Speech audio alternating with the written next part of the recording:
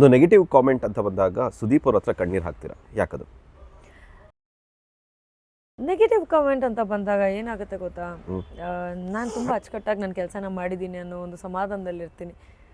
ಅದನ್ನು ನೋಡಿ ಆ ಕೆಲಸದ ವಿಚಾರವಾಗಿ ಯಾರೋ ಚೀಪಾಗಿ ಮಾತಾಡ್ಬಿಡ್ತಾರೆ, ಯಾರೋ ಒಂದು ಬಟ್ಟೆ ಬಗ್ಗೆ ಮಾತಾಡ್ಬಿಡ್ತಾರೆ, ಯಾರೋ ಒಂದು ಬಾಡಿ ಬಗ್ಗೆ ಮಾತಾಡ್ಬಿಡ್ತಾರೆ.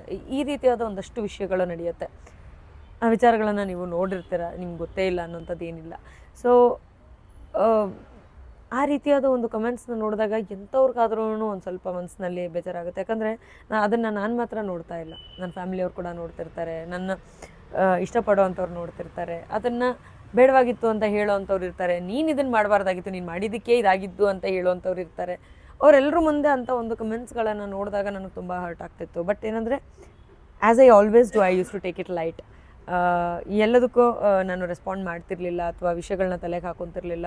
ಯಾವಾಗಾದರೂ ನಂಗೆ ತುಂಬ ಬೋರ್ ಆದಾಗ ನಾನು ಯಾವುದಾದ್ರೂ ಒಂದು ಸ್ಯಾಸಿ ಕಮೆಂಟ್ ಅಂತ ಆಗ್ತಾಯಿದ್ದೆ ಅಥವಾ ಸೇವೇಜ್ ರಿಪ್ಲೈ ಅಂತ ಆಗ್ತಾಯಿದ್ದೆ. ಅಷ್ಟು ಬಿಟ್ಟರೆ ಬೇರೆ ಏನು ಮನ್ಸಿಗೆ ತೊಗೊಳ್ಳೋಂಥದ್ದಿರಲಿಲ್ಲ. ಬಟ್ ಕಾಡ್ತಿತ್ತು.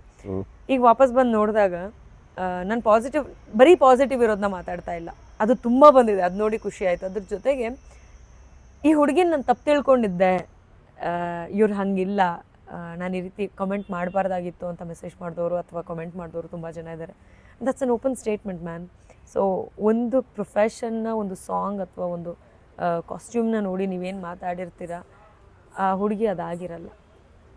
ಒಂದು ಚೂರು ಡೀಪಾಗಿ ನೀವು ನೋಡಿದಾಗ ಅವ್ರ ಅರ್ಥ ಆಗಬಹುದು. ನನ್ನನ್ನು ಬಿಗ್ ಬಾಸ್ ಮನೆಯಲ್ಲಿ ನಿಮಗೆ ನೋಡೋಕ್ಕೆ ಸಿಕ್ಕಿದ್ದಕ್ಕೆ ನೀವು ಇದನ್ನು ಅರ್ಥ ಮಾಡ್ಕೊಂಡ್ರಿ. ಬಟ್ ಬೇರೆಯವ್ರ ಮನೆ ಹೆಣ್ಮಕ್ಳು ಅಂತಂದಾಗ ಅಷ್ಟು ಸಲೀಸಾಗಿ ಮಾತಾಡ್ಬಿಟ್ರೆ ಕಷ್ಟ ಆಗುತ್ತೆ. ಅದೇ ನಿಮ್ಮನೆ ಹೆಣ್ಮಕ್ಳಿಗೆ ಮಾತಾಡಿದ್ರೆ ನೀವು ಸಹಿಸ್ಕೊಳ್ಳಲ್ಲ. ನಾನು ತುಂಬ ಜನಕ್ಕೆ ರಿಪ್ಲೈ ಮಾಡ್ತಾ ಇದ್ದೆ ಅದನ್ನು, ನಿಮ್ಮ ತಾಯಿಗೋ ನಿಮ್ಮ ತಂಗಿಗೋ ಹೇಳಿದ್ರೆ ನೀವು ಇದನ್ನೇ ಮಾಡ್ತಿದ್ರಾ ಅಂತ. ನಮ್ಮ ತಾಯಿನೋ ನನ್ನ ತಂಗಿನೋ ಈ ರೀತಿ ಆ್ಯಕ್ಟ್ ಮಾಡಿಲ್ಲ ಅಂತ ಹೇಳ್ತಿದ್ರು. ಮೇ ಬಿ ಅವ್ರು ಆ ಪ್ರೊಫೆಷನ್ ಚೂಸ್ ಮಾಡಿಲ್ಲ. ಬಟ್ ಅವರಿರುವಂಥ ಪ್ರೊಫೆಷನಲ್ಲಿ ಆ ಥರದ್ದು ಏನಾದರೂ ಒಂದು ಆದಾಗ, ನೀವು ಅದೇ ಥರದ್ದೊಂದು ಕಮೆಂಟ್ನ ಓದಿದಾಗ ನಿಮ್ಗೆ ಹೆಂಗೆ ಅನಿಸುತ್ತೆ, ಅದೇ ರೀತಿ ನಮ್ಮ ಫ್ಯಾಮಿಲಿಯವ್ರಿಗೂ ಅನಿಸುತ್ತೆ. ಅದಷ್ಟೇ ಹೇಳ್ಬೋದು. ಆ್ಯಂಡ್ ಅದು ಪಾಸಿಟಿವ್ ಆಗಿ ನಾನು ನೋಡಿದಾಗ ನನಗೆ ತುಂಬ ಖುಷಿ ಆಯಿತು. ಅದನ್ನೇ ನಾನು ಹೇಳ್ಕೊಂಡಿದ್ದೀನಿ. ಆ್ಯಂಡ್ ಇದನ್ನು ನಾನು ಯಾವತ್ತೂ ಮರೆಯಲ್ಲ. ಯಾಕಂದರೆ ನಾನು ಅದನ್ನು ಚೇಂಜ್ ಮಾಡೋ ವಿಧಾನ ಹೇಗಿದೆ ಅಂತಲೂ ನಾನು ನೋಡೋಕೆ ಹೋಗಿರಲಿಲ್ಲ. ಆಟೋಮೆಟಿಕ್ಲಿ ಅದು ಚೇಂಜ್ ಆಗಿರೋದು ನೋಡಿ ನನಗೆ ಬಿಗ್ ಬಾಸ್ ಮನೆ ಪ್ಲಸ್ ಮಾಡಿಕೊಟ್ಟಿದೆ. ಸೊ ಆ ಒಂದು ಖುಷಿ ಯಾವಾಗಲೂ ಇರುತ್ತೆ. ಆಫ್ ಒಪಿನಿಯನ್ ಅಂತ ಬರೋದಾದ್ರೆ, ತನೀಶ್ ಅವರು ಐ ಥಿಂಕ್ ವರ್ತೂರು ಸಂತೋಷ್ ಅವ್ರನ್ನ ಹೊರತಾಗಿ ಬಿಗ್ ಬಾಸ್ ಮನೆಗೆ ಬಂದಂತಹ ಪ್ರತಿಯೊಬ್ಬರ ಬಗ್ಗೆನೂ ಆಸ್ ಅನ್ ಆರ್ಟಿಸ್ಟ್ ಆಗೋ ಅಷ್ಟೋ ಇನ್ಫಾರ್ಮೇಶನ್ ಅಷ್ಟು ಜನದ್ದು ಇತ್ತು. ನಿಮಗೆ ಅದೇ ಒಂದಿಷ್ಟು ಜನದ್ದು ಇತ್ತು. ಹೊರಗಡೆ ನಿಮಗೆ ಅವ್ರ ಬಗ್ಗೆ ಇದ್ದಂತಹ ಅಭಿಪ್ರಾಯ ಒಂದಾದ್ರೆ, ಒಳಗಡೆ ಬಂದಾಗ ಅವ್ರ ಜೊತೆ ಸಮಯ ಕಳೆದಾಗ ಆದಂತಹ ಒಪಿನಿಯನ್ ಬೇರೆ ಆಗಿರುತ್ತೆ.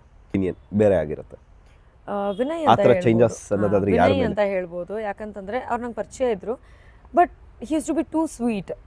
ತುಂಬ ಚೆನ್ನಾಗಿರ್ತಿದ್ರೆ. ಅಫ್ಕೋರ್ಸ್ ಆರ್ಟಿಸ್ಟ್ಗಳು ಗೊತ್ತಲ್ಲ, ಎದುರುಗಡೆ ಸಿಕ್ಕಾಗ ತುಂಬ ಚೆನ್ನಾಗಿ ಮಾತಾಡ್ತಿರ್ತೀವಿ, ಶುಗರ್ ಕೊಟ್ಟು ಅದು ತುಂಬ ಇರ್ತೈತೆ. And that is what we need in the daily life.